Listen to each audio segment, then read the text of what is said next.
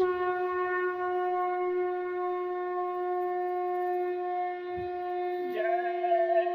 गुरुदेव। जय गुरुदेव। जय गुरुदेव। जय गुरुदेव। तुम नाम जपन क्यों छोड़ दिया?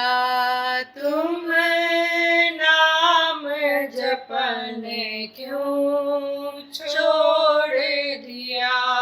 तुम नाम जपन क्यों छोड़ दिया?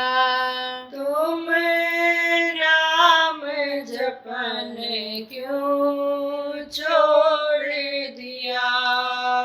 क्रोध न छोड़ा, झूठ न छोड़ा, क्रोध न छोड़ा, झूठ न छोड़ा, सत्य वचन क्यों छोड़ दिया?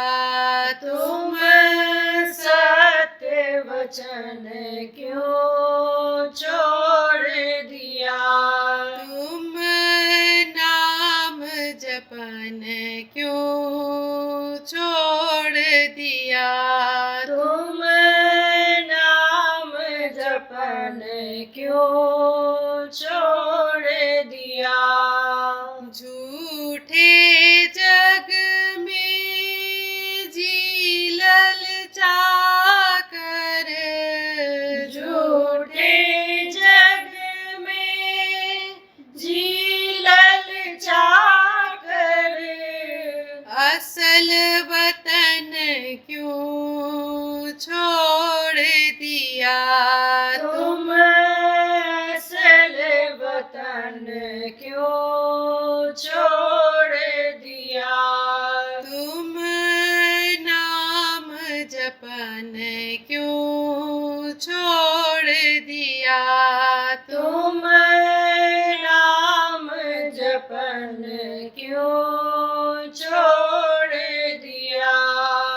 कौड़ी को तो खूब संभाला, कौड़ी को तो खूब संभाला, लाल रतन क्यों छोड़ दिया?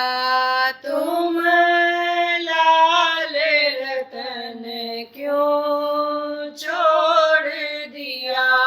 तुम नाम जपन क्यों छोड़ दिया?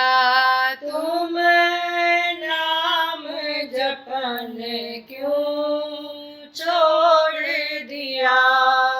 जिन सुमिरन से अति सुख पावे, जिन सुमिरन से अति सुख पावे, तिन सुमिरन क्यों छोड़ दिया? तुम तिन सुमिरन क्यों छोड़ दिया? तुम नाम जपन क्यों छोड़ दिया? तुम नाम जपन क्यों छोड़ दिया?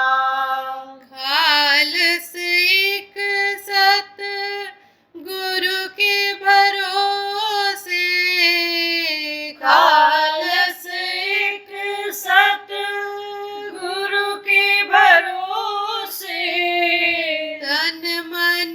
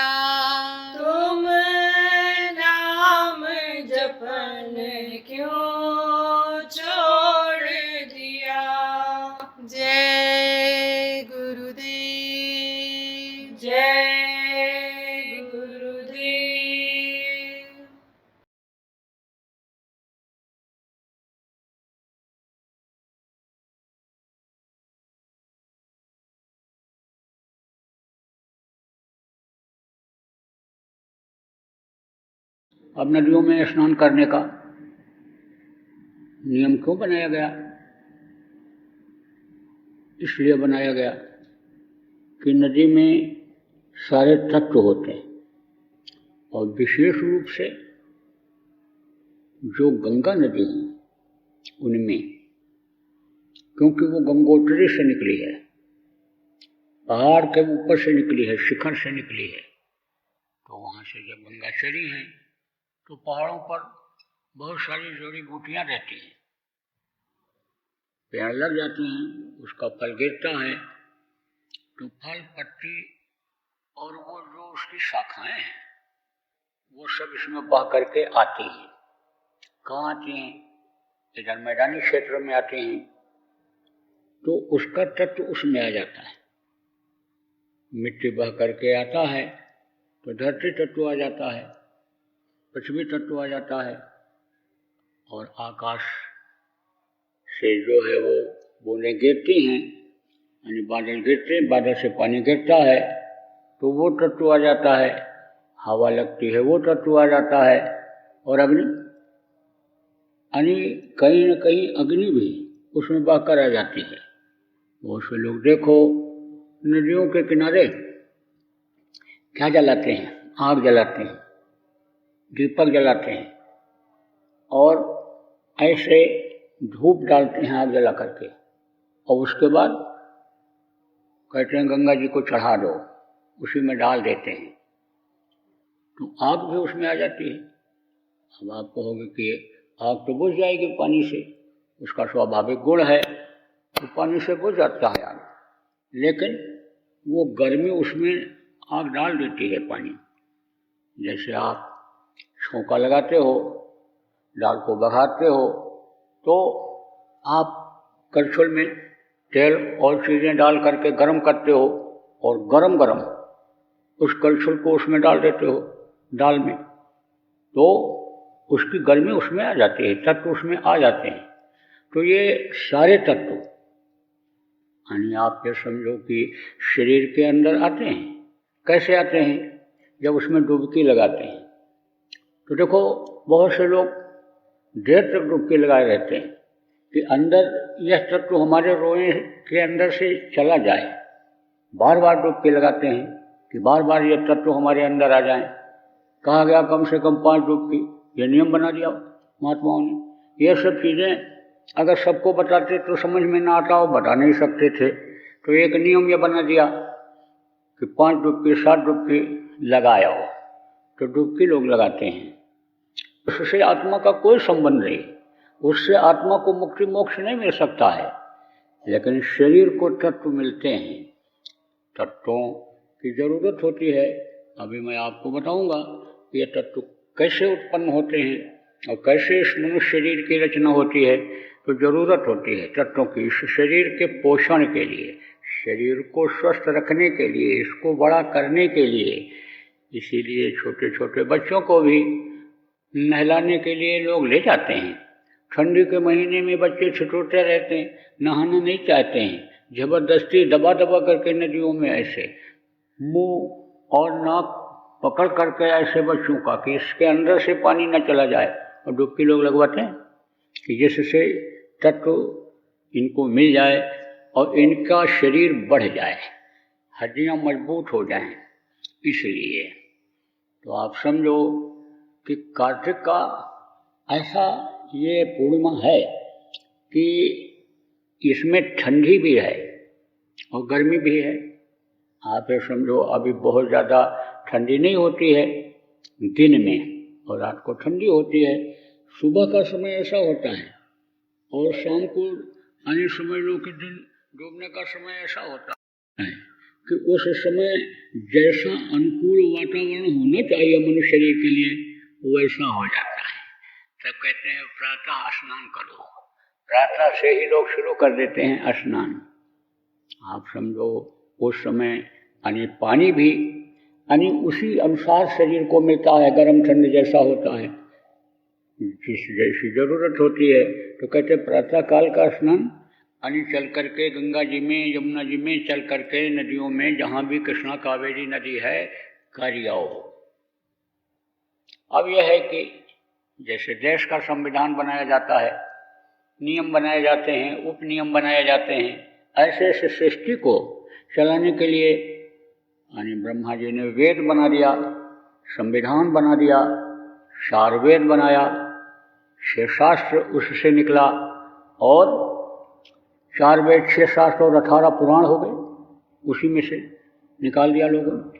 तो वो तो वेद की लिपियाँ यानी पुराण की लिपियाँ जो बनी थी, लिखी गई थी, यानी वो लाइनें और वो कागज जिस पर लिखा गया था, वो तो अब उपलब्ध नहीं है, मिलता नहीं है, मिल नहीं सकता, बहुत समय हो गया।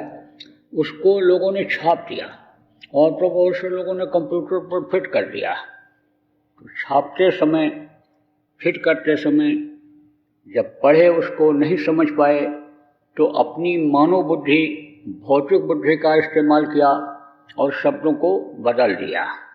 तो अब पूरा अर्थ तो लोगों के समझ में नहीं आता है।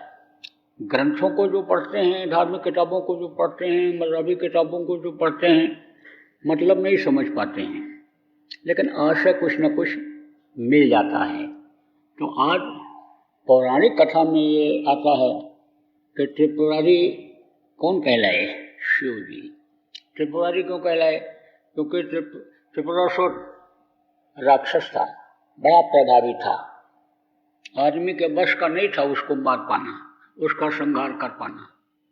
तो पौराणिक कथा में आता है कि आज ही के दिन अन्य त्रिपुरासुर का संहार शिव जी ने किया था। तो इसको त्रिपुरारी यानी पूर्णिमा भी कहते हैं, इस कार्तिक पूर्णिमा को। अब पूर्णिमा के दिन चंद्रमा अपनी पूरी कला में रहता है। कला किसको कहते हैं? पावर को कहते हैं। तो पूर्णिमा के दिन पूरे पावर में रहता है, पूरी ताकत में रहता है, पूरा प्रकाश देता है, पूरी ताकत देता है। चंद्रमा कौन है और सूरज कौन है?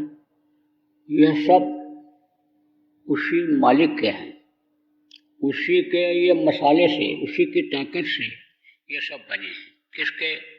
जिनको अकाल पुरुष कहा गया, जिनको अविनाशी कहा गया, और जिनको सबका सृजनहार कहा गया, कुल मालिक कहा गया, जिनको सतपुरुष कहा गया, यानी ये सब उन्हीं के अधीन हैं और उन्हीं की शक्ति से ये बने हैं।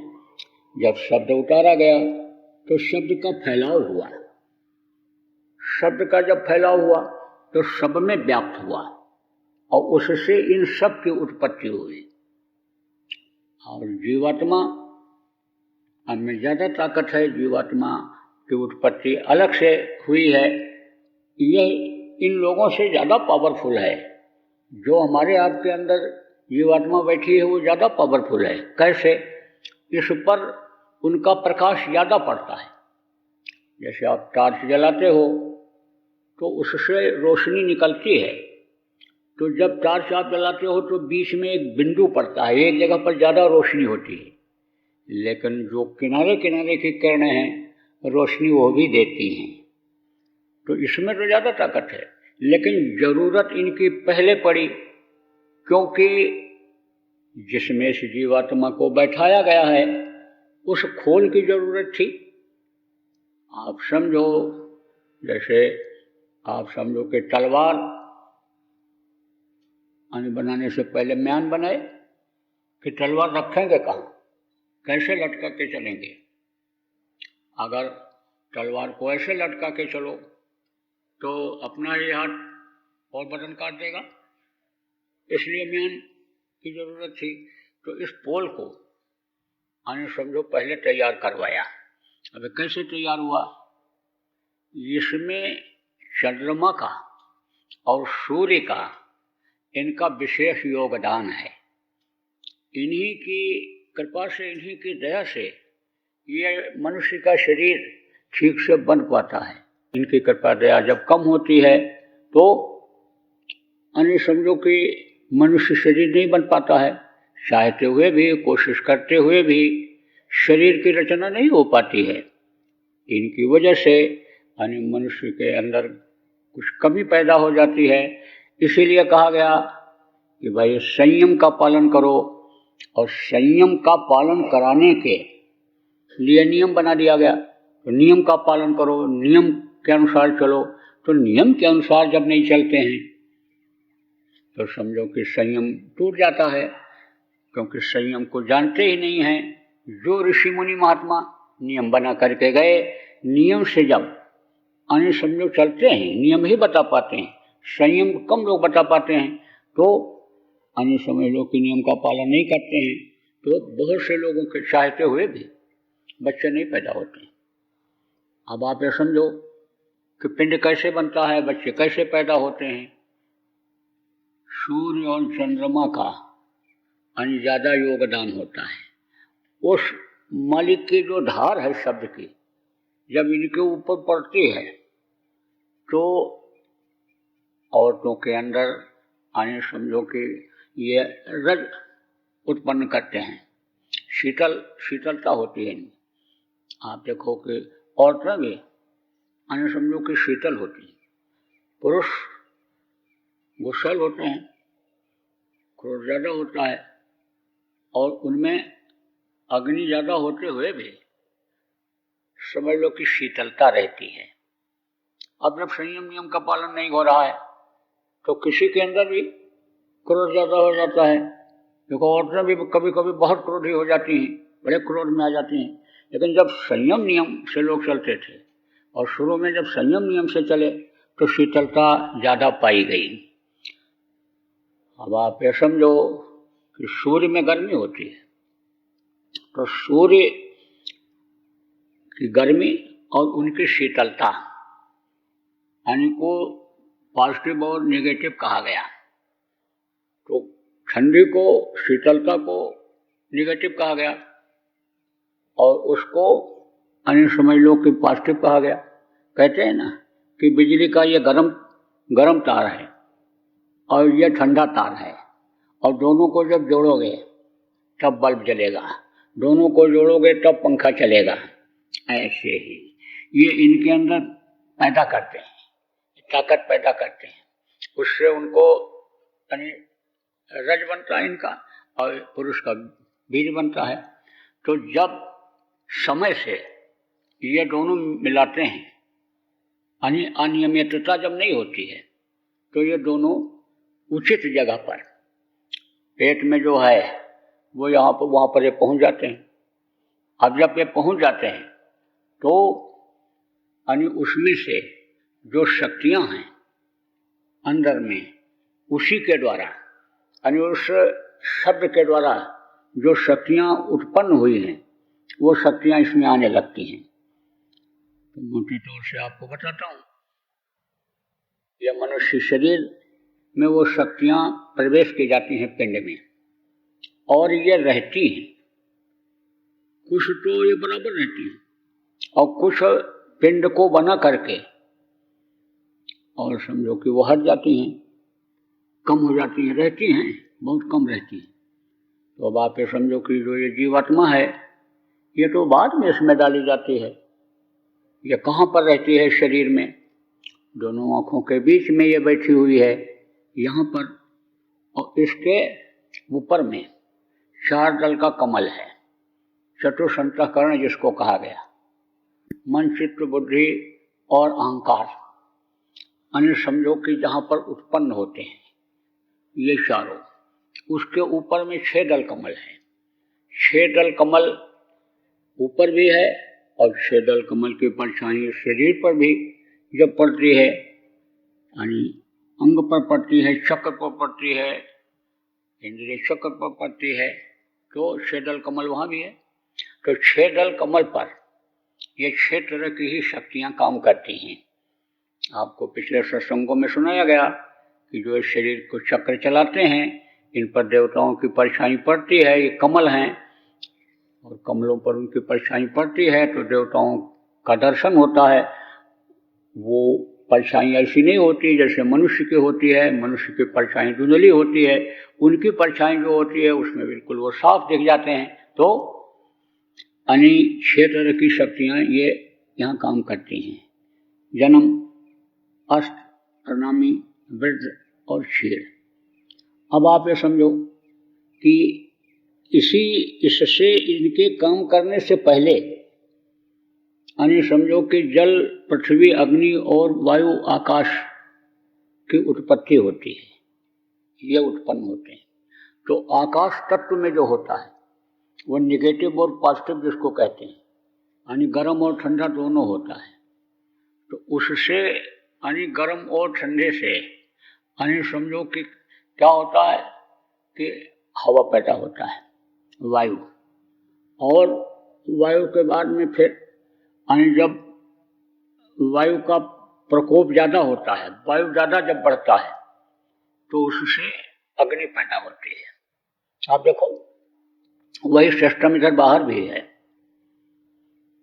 हवा जब चलती है और उसमें पंखे लगा दिए जाते हैं तो जब वो तेजी से चलते हैं, आपने देखा होगा पवन चक्की जिसको कहते हैं, जब वो चलते हैं तो घर्षण पैदा होता है, रगड़ पैदा होता है, और रगड़ जब पैदा होता है तो उसमें से बिजली बनती है।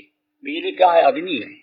जैसे अग्नि को छो तो जल जाओगे, ऐसे बिजली को छोड़ो तो जल जाता है हाथ, और वो इतना तेज उसका प्रवाह होता है कि वो शरीर को शून्य कर देता है, खून को सुखवा देता है, तो आदमी उसमें मर भी जाता है।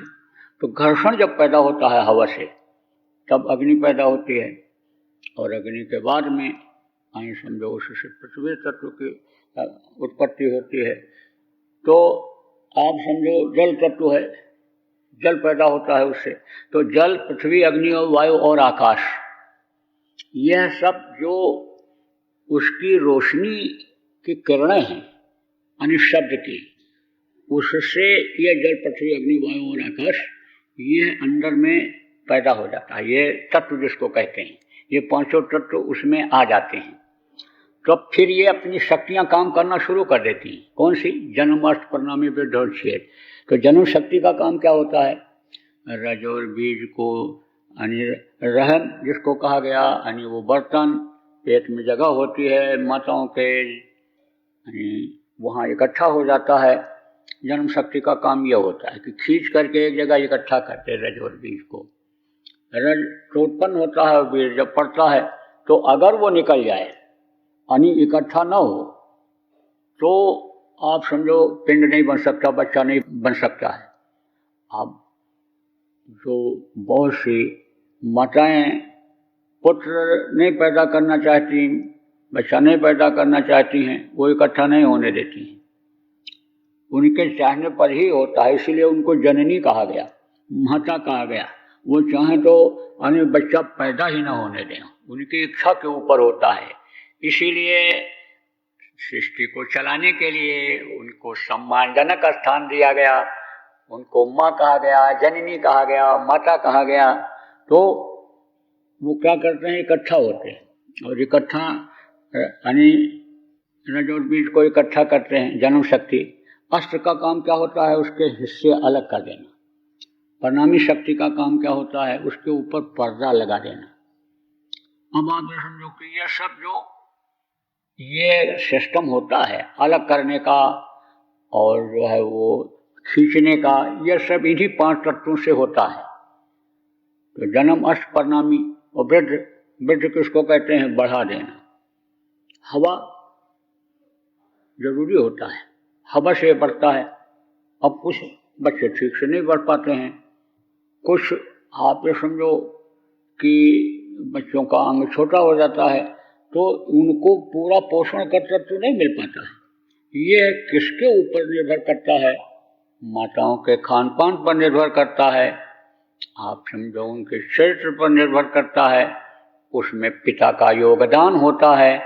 बच्चा जब पेट में बनने लग जाए तो दूर रहना चाहिए, नहीं तो सूर्य की यानी जो गर्मी की वजह से ये उत्पन्न होता है, जब उसको मिलेगा तो ये गर्म होता है तो बच्चा खंडित हो जाएगा, उसका असर पड़ जाता है पिंड के ऊपर। आप समझो कि पिंड जब फट जाएगा तब डॉक्टर कहते हैं अबॉर्शन करा दो, अब बढ़ नहीं रहा है, तो बहुत से डॉक्टर तो 2-3 महीने में अबॉर्शन करा देते हैं। कराना नहीं चाहिए। यह यानी कुछ चीज़ें ऐसी होती हैं कि जो प्रकृति से मिल जाती हैं, यानी कमी हुई लेकिन उस कमी की पूर्ति हो जाती है। जैसे पेट खराब हुआ तो कहते हैं गर्म पानी पियो और खाना मत खाओ, कुछ मत खाओ, पेट साफ हो जाएगा। तो उससे गर्म पानी से वो तत्व मिल गया, उससे जो विकार पैदा हुआ, जहर पैदा हुआ, वो जहर उससे खत्म हो जाएगा। बहुत सी चीजें प्रकृति से मिल जाती हैं, संयम करने से मिल जाती हैं, तो कभी भी अबॉर्शन नहीं कराना चाहिए। कहते हैं जान नहीं है, जान तो आती है 5 महीने के बाद, जब जीवात्मा उसमें उतारी जाती है, प्रवेश की जाती है, जान तो तब आती है। लेकिन विकास जब रुक जाता है तब समझ लो वो ऐसा ही बोलने लगते हैं। तो जब बिल्कुल खंडित हो जाए, ये हो जाए कि अब ब्लडिंग होने लग गई, परेशानी बढ़ गई, तभी कुछ जान बचाने के लिए सोचना पड़ता है, और नहीं तो ऐसे नहीं, पूरे तत्व पूरे हो जाते हैं वो। तो समझो कि इन तत्वों से और इन शक्तियों से यानी पिंड बनता है। तो वृद्ध शक्ति का काम क्या होता है कि उस जुज को, यानी वो जो मसाला है इकट्ठा हुआ है, जो लोथड़ा बना है, उसको बढ़ा देना। जन्माष्ट प्रणामी बेदो क्षीर शक्ति का काम क्या है? अंग बना देना। जैसे ये उंगलियां हैं, हाथ का हाथ है, पैर है, कान है, ये सब अंग उससे तैयार होते हैं। जन्माष्ट प्रणामी बेद क्षीर और मृत्यु शक्ति। जब बिल्कुल बच्चा बन जाता है, पक जाता है, तब मृत्यु शक्ति माँ के पेट से बच्चे को बाहर निकाल देती है। जब 5 महीना 10 दिन का बच्चा हो जाता है तब ये जीवात्मा उसमें डाली जाती है, और फिर वो हरकत करने लगता है माँ के पेट में। और फिर पिंड में जब हरकत होता है तब माँ जो खाती है, माँ जो पीती है, माँ जैसा व्यवहार करती है, उसके ऊपर असर पड़ने लगता है। जो भी वो मलमूत्र का त्याग करती है उसके ऊपर उसका असर पड़ता है। ये जो समझो शक्तियाँ हैं और ये जो तत्व हैं, यानी समझ लो जो ये तैयार करते हैं, सूंघने की शक्ति यानी सबसे पहले आती है। तो जो वो सूंघने की शक्ति, गंध और सुगंध और दुर्गंध यानी समझने की जो शक्ति आती है नाक के द्वारा, वो जीवात्मा के डालते ही चालू हो जाती है, और वो बराबर तेज रहती है। माँ के पेट से बाहर निकलते समय तक भी वो शक्ति तेज रहती है। सुनने की, देखने की ये शक्तियाँ धीमी रहती हैं, लेकिन सूंघने की शक्ति बच्चे को ज़्यादा रहती है, और सूंघ करके ही अपनी माँ को वो पहचानता है। ऐसे देख करके नहीं पहचान पाता, आप समझो कि यानी छू करके नहीं पहचान पाता, लेकिन हर व्यक्ति के शरीर से दुर्गंध निकलती है। आप समझो कि जिस हवा को, शुद्ध हवा को लेता है उसको ऑक्सीजन कहते हैं, तो ये तो लेता है, और ये जब अंदर में जो गर्मी है उस पर ये हवा जब जाती है तो गर्मी और ठंडी से क्या होता है कि वाष्प बनता है, तो पसीना जब निकलता है तो शरीर से दुर्गंध आती है हर किसी के। अब ये जरूर है कि जो शाकाहारी होते हैं, नशा मुक्त होते हैं, उनके शरीर से उतनी दुर्गंध नहीं निकलती है। जो मांसाहारी होते हैं, जो यानी समझो मनुष्य का जो खाने पीने की चीज़ है उससे अलग हट करके भी भोजन करते हैं, खाते पीते हैं। जो जानवरों का मांस खाते हैं, तो जैसे जानवरों के शरीर से बदबू निकलती है, ऐसे उनके शरीर से बदबू निकलती है, तो दुर्गंध निकलती है। उसको सूंघ करके बच्चा अपनी माँ को पहचान लेता है। पसीने को सूंघ करके यानी जो निकलता है उसी से वो जो पसीना लगता है कपड़े में, उस कपड़े को भी सूंघ करके यानी बच्चा का रोना बंद हो जाता है। कोई बच्चा रो रहा हो, लेटा हुआ है, और दूसरी माँ उठावे और दूध भी पिला दे है, तो पिएगा तो, लेकिन छोड़ देगा थोड़ी देर के बाद, फट से छोड़ देगा और फिर रोएगा, उसकी माँ उठाएगी। तो ये बताया गया कि छिपा के पिलाना चाहिए, तो ये जो माताएं होती हैं वो दुपट्टे से या धोती के आंचल से बच्चे को छिपा लेती हैं।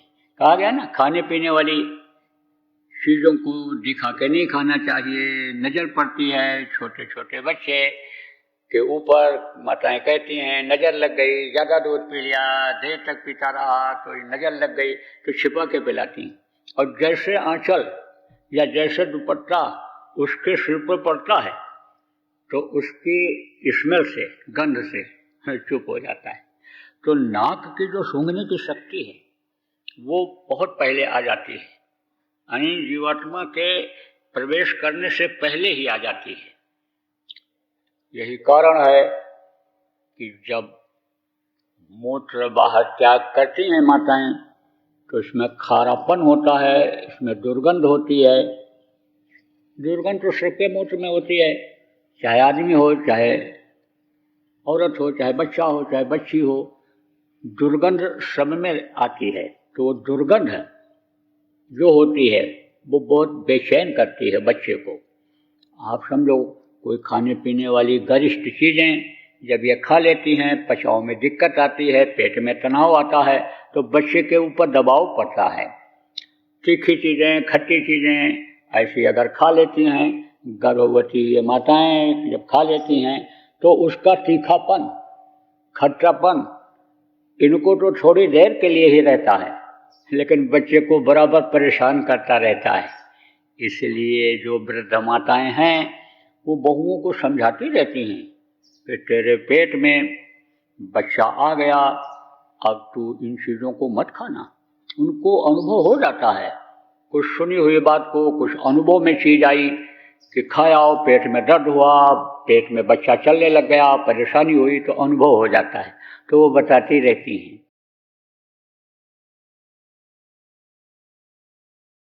पहला चरण का समाप्त हो रहा है और दूसरे चरण के लोग तैयारी कर रहे हैं। प्रचार तो होगा ही, करना ही है। और प्रेमियों ने यह निर्णय लिया है सभी प्रदेशों के कि दूसरे चरण का जो समापन है वो उज्जैन आश्रम पर होली में किया जाएगा। तो उसकी आप लोग करो तैयारी, और गुरु महाराज की दया रहेगी तो होली का कार्यक्रम जो अपना आपका हमारा जो मुख्य आश्रम है उज्जैन में वहीं होता आ रहा है, तो वहाँ पर जब होगा तो वहीं पर समापन हो जाएगा द्वितीय चरण का। और फिर जैसी मौज होगी गुरु महाराज की आपको आदेश मिलेगा, उस हिसाब से आप लोग करिएगा। तो जो लोग अभी इसमें नहीं जुड़ पाए हैं उनको भी जोड़ने की ज़रूरत है, सबको खबर देने की ज़रूरत है, सबके कर्मों को सत्संगियों के काटने की ज़रूरत है। देखो, सत्संगी अगर कर्म वाले रह जाएंगे तो सत्संगी को भी वही सज़ा मिलेगी। इसलिए जो भी नामदानी है सबको इसमें लगना चाहिए, लोगों के जान के बचाने में, प्रचार प्रसार में लोगों को लगने की आवश्यकता है। जय गुरुदेव। सरकारी व गैर सरकारी अनुदान के लिए बिना सत्संगियों के सहयोग द्वारा जनहित के कार्यों में लगी हुई बाबा जय गुरुदेव धर्म विकास संस्था का मुख्यालय पिंगलेश्वर रेलवे स्टेशन के सामने मक्सी रोड उज्जैन मध्य प्रदेश में है। यहाँ पर सत्संग व नामदान का कार्यक्रम होता रहता है। अतः आप श्रोताओं से अनुरोध है कि बाबा उमाकांत जी महाराज के आश्रम उज्जैन एक बार परिवार सहित जरूर पधारिएगा। आपके सुझाव के लिए व्हाट्सएप नंबर 9575600700। जय गुरुदेव, जय गुरुदेव।